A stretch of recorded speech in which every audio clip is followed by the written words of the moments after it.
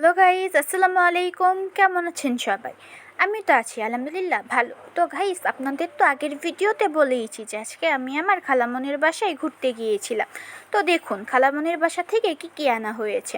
তো গাইস, আপনারা তো জানেন যে আমার নানু নানি নেই। তো নানুর বাসা বলতে আমার নানু বাড়ির কাছে আমার যে দুই খালামণির বাসা আছে আমরা সেখানেই যাই। মেয়েরা তো এমনই, বাবার বাসায় যায় খালি হাতে, কিন্তু আসার সময় সাথে করে কিছু না কিছু নিয়েই আসে। তো আমার নানা নানি নেই তো কি হয়েছে, আমার খালামণিরা সেই আগের মতোই এখনও আমাদের নানু বাড়ি গেলে আম্মুর কাছে কিছু না কিছু দিয়ে দেয়। তো এখানে দেখতেই পাচ্ছেন কাঁচা আমগুলো রাখা রয়েছে, এগুলো আনা হয়েছে আচার করার জন্য। আর কাঁচা আমগুলোর ঠিক পাশেই রয়েছে পাকা আম।